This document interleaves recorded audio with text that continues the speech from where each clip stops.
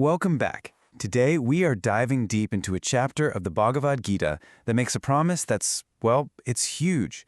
It promises to share a kind of knowledge so complete that once you get it, there's absolutely nothing left to know.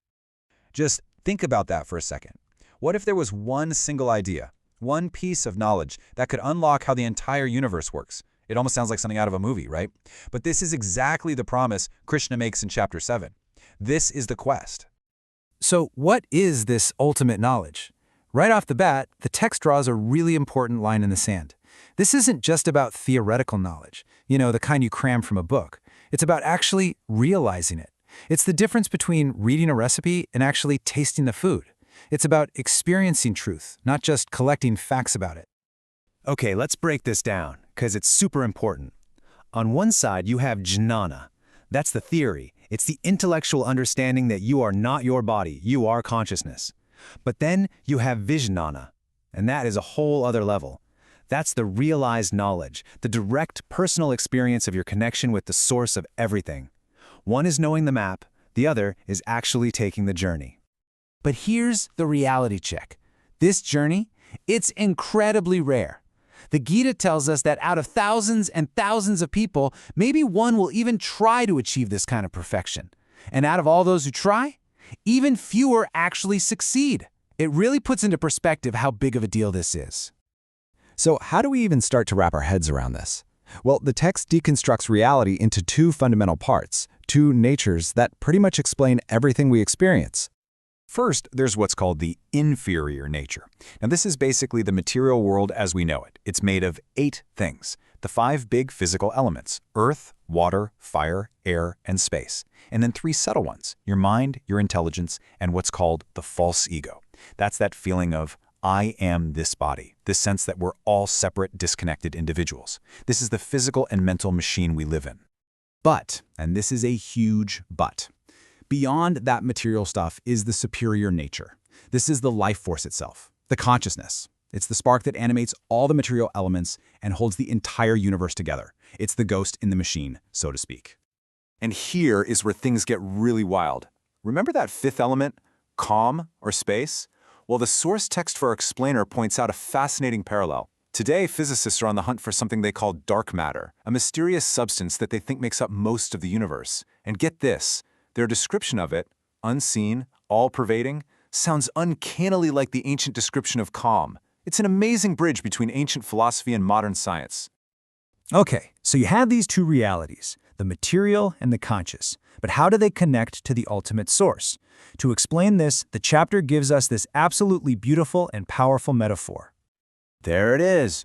Krishna says that every single thing in creation, all the different planets, people, plants, animals, they're like individual jewels. And he is the invisible thread that runs through every single one, holding them all together. They might look separate, but they are all part of one unified whole, sustained by that single thread. And to make this crystal clear, he gives a bunch of really powerful examples. The source isn't some abstract thing way out in space. It's the very essence of the things we experience every day.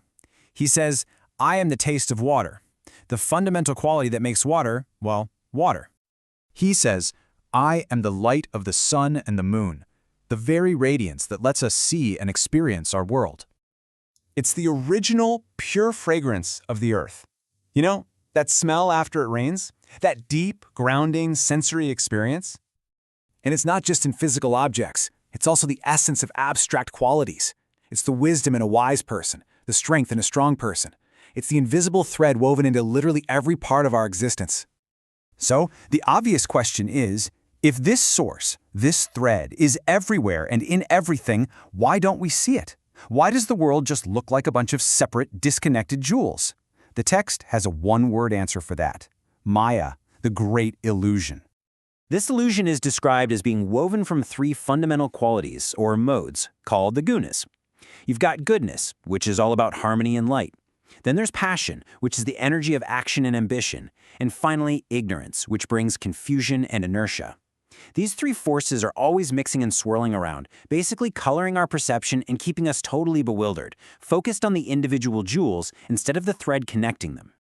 And the Gita is very clear. This illusion is incredibly powerful, almost impossible to beat by yourself. But And here's the hope. It offers a way out.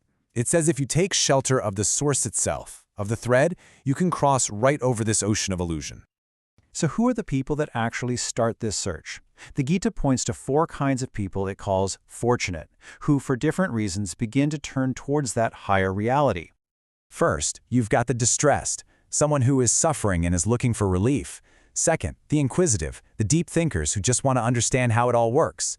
Third, the wealth seeker, someone looking for prosperity. And fourth, the knowledge seeker, who is purely after self-realization. And what's interesting is, the text calls all of them virtuous, because hey, at least they're turning towards the source. But it does make a distinction. Out of those 4, the one who is searching for knowledge just for the sake of truth and self-realization is considered the best. And the language used is incredibly personal. Krishna says, I am very dear to him, and he is very dear to me. It points to this special, loving relationship that comes from a pure desire to know. And that leads us right to the finish line. The ultimate goal of this entire path, the final state of consciousness that this whole journey is about. And here's the payoff verse.